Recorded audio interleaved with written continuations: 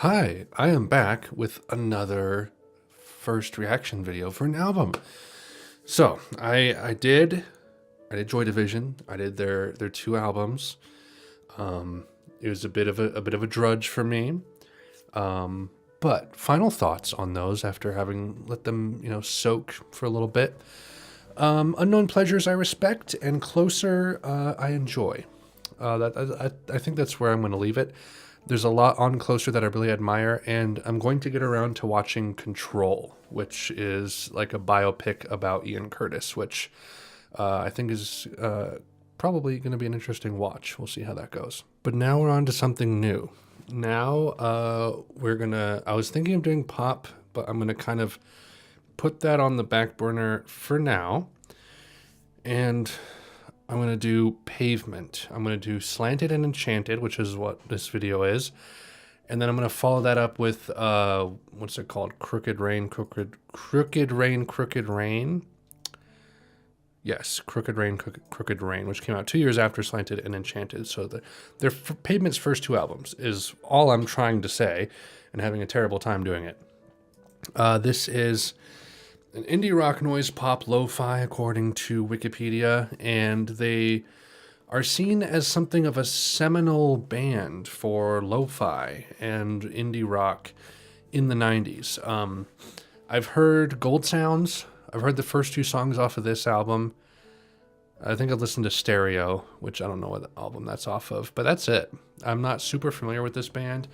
I tried listening to this album at one point, and this first song just didn't hook me that hard, so I just sort of kind of gave up. But then I listened to the second song, and I was like, oh, I like this one a little bit more. Maybe I'll give it another chance. Still never did, and now I'm here at this point, and we're just going to see how this goes. This is 38 minutes, so pretty average. Not too long, not too short. Best of lists all over the place. I want to see what it's about.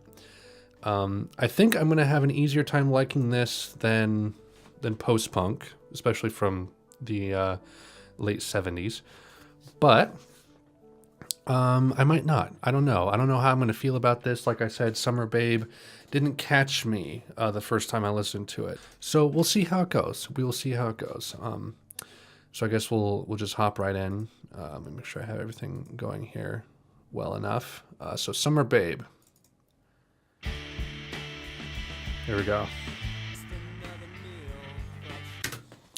I'm going to do something because I kind of regret not having done this sooner.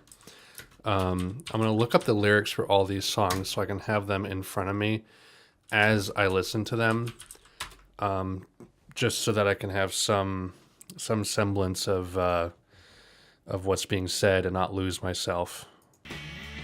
Pretty standard rock so far. It's like the grunge scene taken in a different direction, almost. I don't know. I don't even know how to compare it, because I think grunge really set like lo-fi as or something a little fuzzier in this rock music as like okay, especially with Nevermind by Nirvana, and Pavement coming out in 1992, which is when I was born,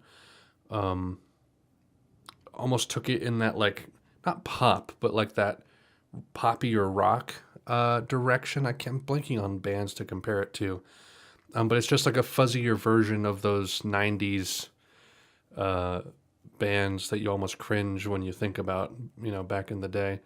But it has that grittier sound, which I find interesting.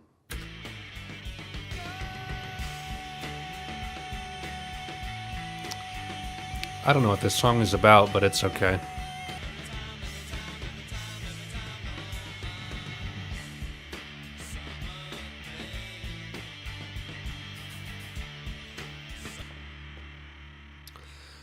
At the very least, I'd say I like Stephen Malkmus. That's his name, Stephen Malkmus. I like Stephen's vocals. I remember when I first heard Gold Sounds, which is, certainly a more melodic, poppier song in a way than this. And I was just like, oh, I love your voice, dude. I love your voice. It's quintessential 90s without making me roll my eyes. Okay, so that was Summer Babe. Still not too keen on it, but I might like it a little bit more than when I last heard it. But Tiger Cut, this song is great. It's filled with rocks and sand, and if I lose it, I'll be coming back today. Nice chord progression in this song. It's fantastic guitar solo bit here.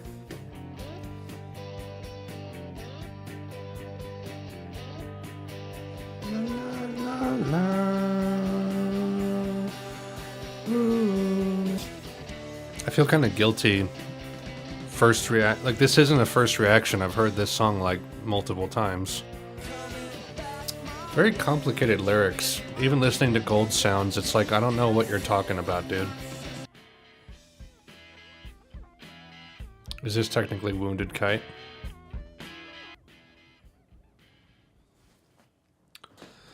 Great song. I love Trigger Cut. Okay, so now uncharted territory. We are going into No Life Singed Her. No Life Singed Her.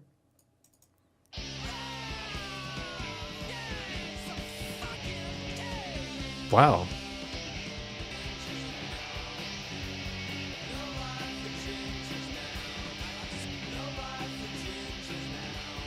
Is that what he's saying? No life has singed her now?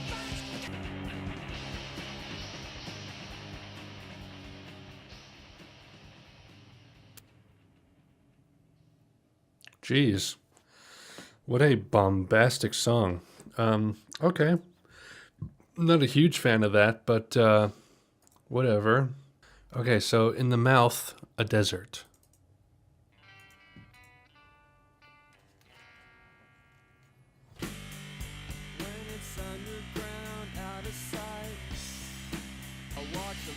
This song feels like a Mobius strip of like ascending chords.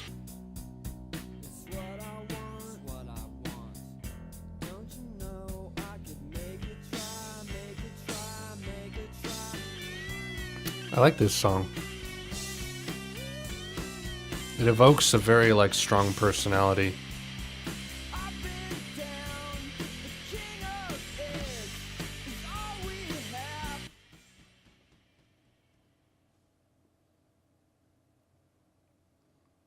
Fade out. In the Mouth of Desert is interesting. I'm not going to use that word anymore. I swear. I have to stop relying on it. I liked In the Mouth of Desert. It was melodic enough and the chords were present enough to... geez, looking at the next song's lyrics, I'm just like, dude, Steven, what are you doing? Why aren't you writing poetry? Yeah, I like that one. The chords are present enough to really make a strong personality to the song, which I would say that it's weird. It's gone like Summer Babe, not super, has its own personality. Tiger Cut's very there. No Life Singed Her, just In the Mouth of Desert, pretty good. So is like this one going to be bad? And it's going to go back and forth. Not to say bad. I don't know, but let's see what Conduit for Sale has to say.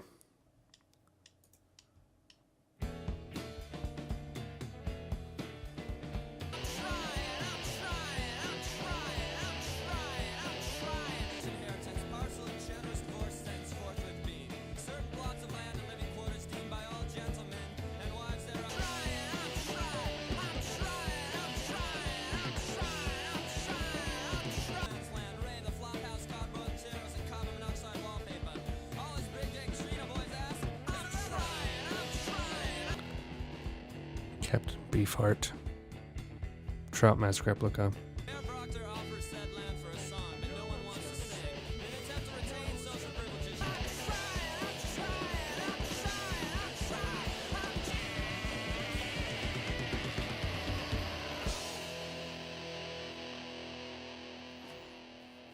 Good Lord. That's the last thing I expected to hear from Conduit for sale. Wow. Oof. Yeah, that was straight up Trout Mask Replica influenced. Geez. Yeah, that's about as good of a reaction as you're gonna get from me. Zürich is Stained.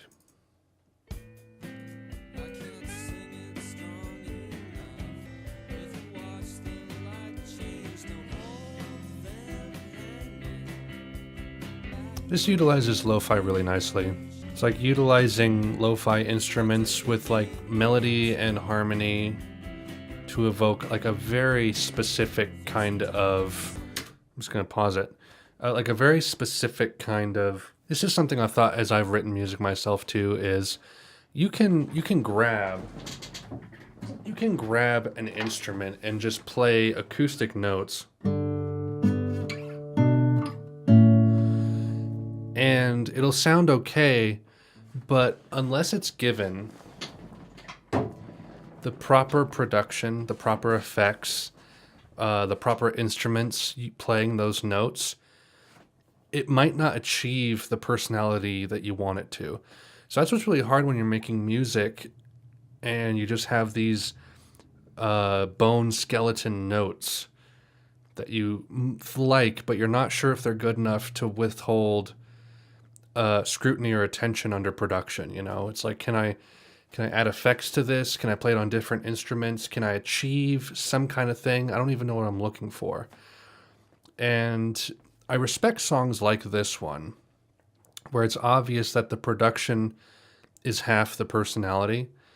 And that's always tricky because you don't want to just like come into the studio with random notes on some instrument, thinking that they're great, because you kind of have to trust the production sometimes to be able to carry it home. And it's a lot of work. It's a lot of work. And when I see songs like this where the production really is half the personality, not just the notes or the instruments, but it's just this nice cohesive combination. I'm filibustering, I'm sorry.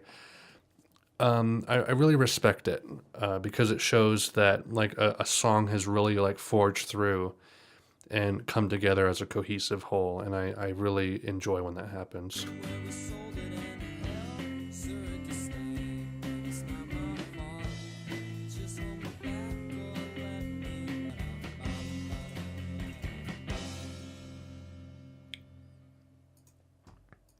It's a nice little indie rock tune. I like that one.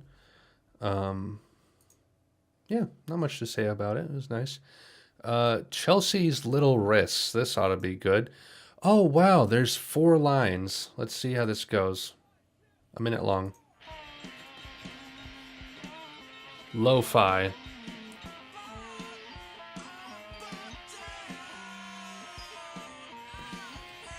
What kind of song warrants a title like this? I don't know if it's this one.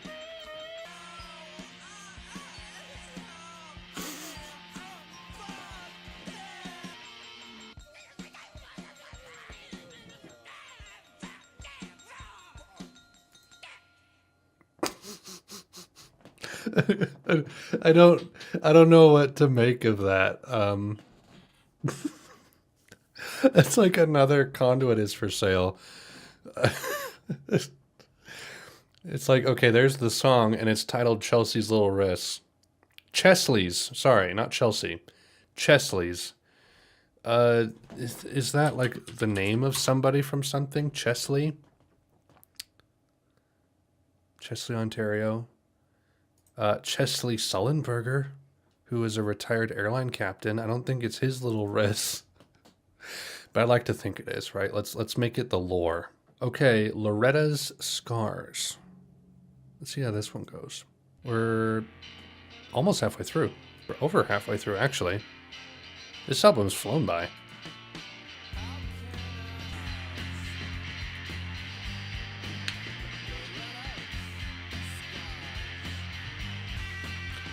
You know, much like Joy Division, Ian Curtis, Steven will just kind of go atonal and not quite hit the notes as melodically as he quote unquote should. For me, sometimes that works. For me, sometimes it doesn't. Like in this song, it kind of doesn't work moment to moment. That was an observation that I thought I would make.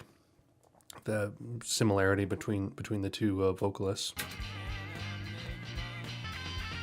I'm not super into these guitar solos. Like the meandering solos don't often do it for me. Like I need a solo to be somewhat like have a path, but sometimes, quite often, in fact, a lot of guitar solos just don't quite hit the emotional impact for me. And this album / band isn't quite doing it.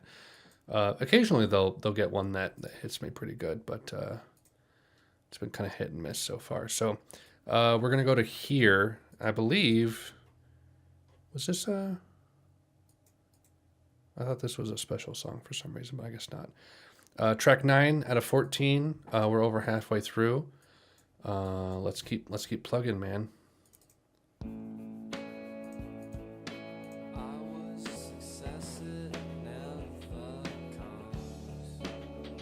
Well, this is great.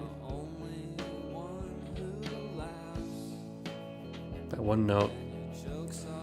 It reminds me of, what is it called? Because it's in Icelandic. I'm gonna get this. I'm gonna get this. By Sigur Rós, off of the album A Good Beginning, however you pronounce that, Aegetis Björgen. Sveffen G. Englar, Sleepwalking Angels. That is also a song that has not quite this repetitious, but every other chord change, there's like this boom, like this note that hits up top. And it just like pretty much stays there throughout the whole song from what I can remember. And I actually really like songs like that have like this anchor note that just hits between on every chord, and oftentimes it'll be a little dissonant on the third chord, and then it will just like hit such a nice resolution on the fourth chord, and then back to the 1 2, dissonant on the third, resolution on the fourth. I really enjoy that a lot, and this song is doing it, which is a plus for me.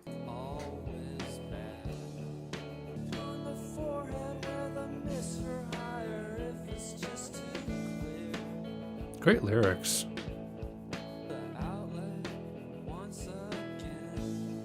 It's somewhat predictable, but it's very satisfying.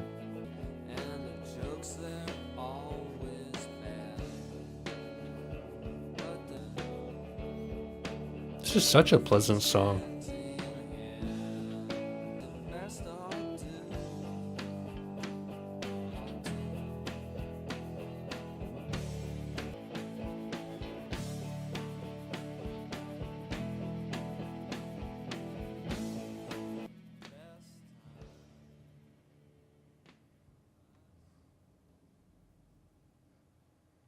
What a nice song. That was really good. Clean, easy to listen to, not complicated in any specific way, just real pleasant. I like that. Two States. This was written by someone else, Scott Canberg, who is he the guitarist, I suppose? I don't know. He wrote this song apparently. So let's see what Two States is all about.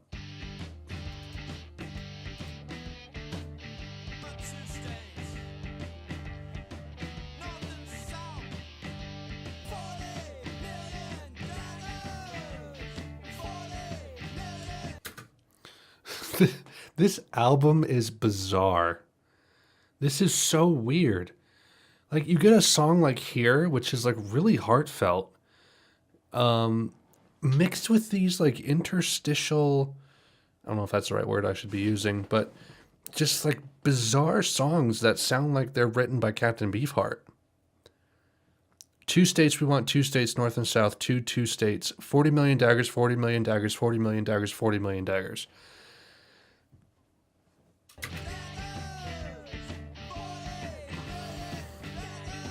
What kind of music is this like, even? It's kind of punky, but... Okay. You made your point, song. You made your point, but I have to move on to Perfume-V.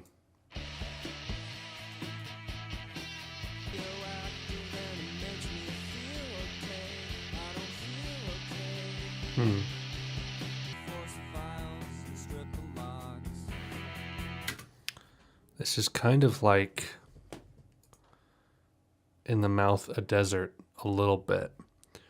Where it's like, it's kind of melodic and chordal and normal structure, but there's something still a little bit off about it, a little unhinged, a little slanted and enchanted, if you will.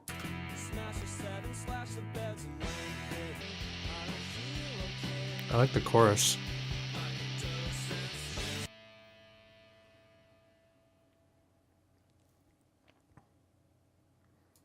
That was a song. This is also a song.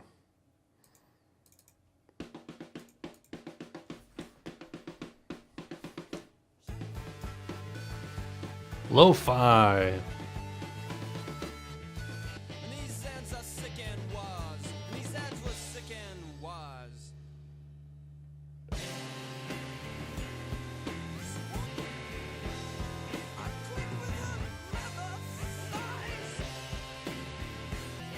There's like storytelling happening, but like just song to song.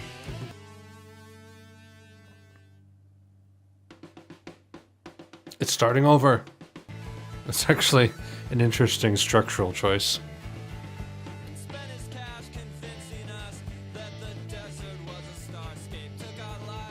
Cash poorly spent.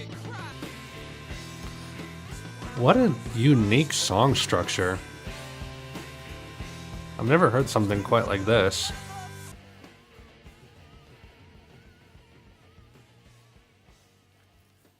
I think what is so jarring about this album to me is that it goes from like sincere songs to like kitschy songs.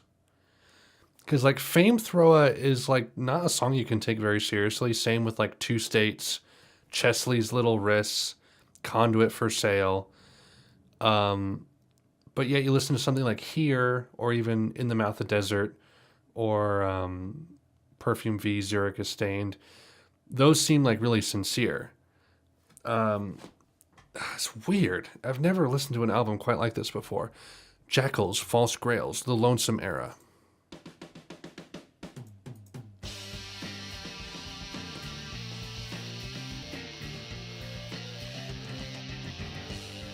That like arpeggiating instrument, I wonder what that is.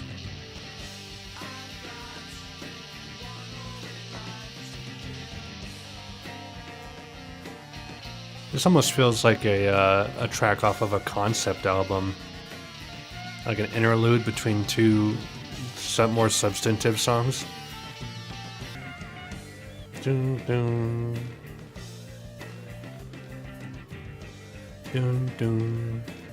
The song would have gotten boring way quicker if the instrumentation wasn't pretty good.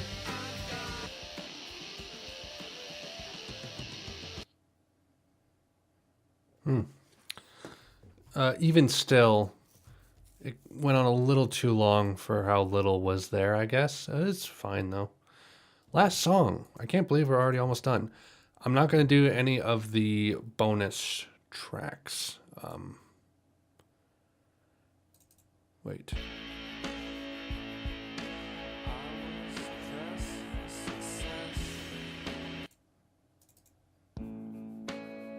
I was listening to the alternate mix of Here.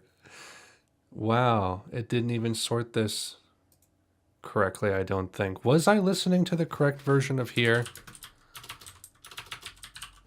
I'm gonna figure this out. Okay. Here.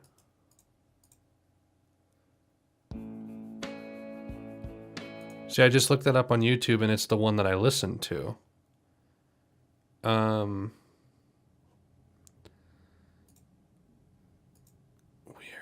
What is the remastered? Here, remastered. It just sounds way crisper. I don't know what I just listened to. Someone should tell me in the description, or in the comments, if you can, which version it was that I listened to, because there's two on here. Yeah, that's weird. The one I have is track 09 here, but in the title it says here alternative mix. And then track 19, the file says here alternative mix, but the title says here. And the one where the title just said, and there's a 24, track 24, here and here. Who knows, dude? I'm just going to take what I listened to at face value, I guess. Anyway. We have our singer. This is the last track. I'm not doing any of the bonus tracks aside from what I just went through. Let's do it. I've been waiting, anticipating. Sun comes up, the nature's dry.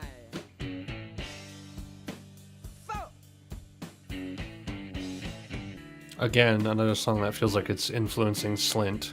Although, this came out a year after Spiderland, I think. So maybe Slint influenced this.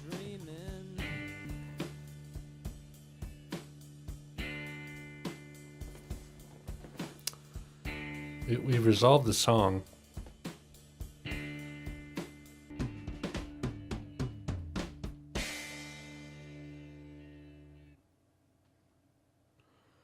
Weird. Okay, that was Slanted and Enchanted. I have finally listened to the whole thing. What an interesting album. Interesting, I said it. Damn it. So, how do I feel? I was not expecting it to be that bizarre. I mean, having only heard Summer Babe, Trigger Cut, and Gold Sounds off the next album, that obviously doesn't give you the correct picture of what to think of Pavement as. I'd say that there's 1, 2, 3 to 4, maybe 5 songs that I really like on this album. The rest are just kind of either like I dismiss them or I just straight up I don't like them that much. Summer Babe is okay. Trigger Cut's good. No Life Singed Her, eh. See, there's a few songs. Songs would be No Life Singed Her, Chesley's Little Risks, Loretta Scars, Two States, Fame Throwa, Jackals, and Our Singer. Those just kind of, they just didn't turn my crank all that much. Summer Babe is okay. In the Mouth a Desert is fine. Fame Throwa, Perfume-V is fine. The songs that I like, I would say, are Trigger Cut, Zürich Is Stained, Here. That's about it. Maybe I would include Perfume-V and In the Mouth of Desert in that list. But yeah, that's just how I feel. That's how I feel. It's a fine album. It's better than most. See, that's the thing is, like, for all the songs, they're like under 2 minutes or just above. So it's like you could drop the ones that I don't like and it would still be like a fine album length. It's not that big a deal. So, like I said, the next album I will be doing is Crooked Rain, which is 42 minutes. I've heard Gold Sounds on that, nothing else. A little bit of Cut Your Hair, I think. But I'm interested in what that one's going to bring. And then I'm going to go into pop. I think I'm going to do a Belle and Sebastian because I've only heard one Belle and Sebastian song, Stars of Track and Field, and I love that song. So I'm thinking I might do like first album, second album of that too, because I think Stars of Track and Field is on their second album. So I might just do a similar deal like what I'm doing here. If You're Feeling Sinister, yeah. So Tiger Milk and If You're Feeling Sinister with Belle and Sebastian. I think that's what I'm going to do. I think that's my trajectory. But yeah, I thank you everyone for the comments that I've gotten. My first 2 videos of this have been doing pretty well view-wise. Some dislikes on the first Joy Division video, but that's okay. It's understandable. I don't mind. I didn't have a whole ton good to say about that. But thank you everyone for watching, and anyone who has subscribed. I really, really, really, really appreciate subscriptions because they've been kind of stagnant recently. So any loyal watchers, I welcome with open arms. So again, thank you everyone. Stay tuned for more of this. Like I said, Crooked Rain is Crooked Rain is the next one for sure. So keep your eyes peeled for that. And thank you for watching.